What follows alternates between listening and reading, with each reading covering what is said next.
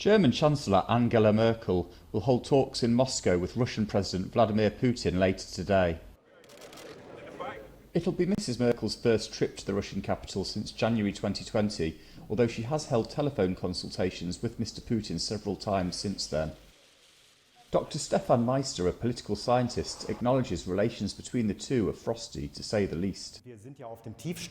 In principle, we're at the lowest point in German-Russian relations. It only gets lower every year.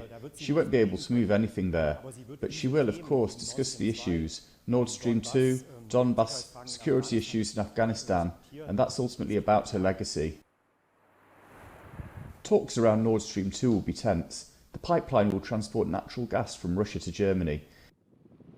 It's hugely controversial, as critics fear it'll essentially hand control over Europe's gas supply to Moscow. It's also a year since the poisoning attack on Alexei Navalny, the Putin opponent imprisoned in Russia in a case clearly motivated by political revenge, something Mrs Merkel hasn't forgotten. It's not good to use people as the object of aggressive action.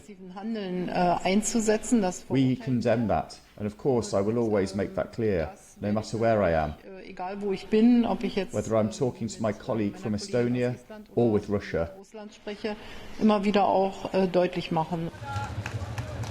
The meeting marks the end of what has been a tumultuous relationship between the pair. Mrs Merkel is currently serving out her fourth term as Chancellor.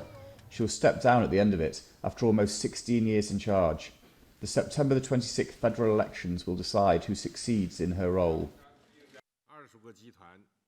and who will be left to forge a new relationship with Vladimir Putin.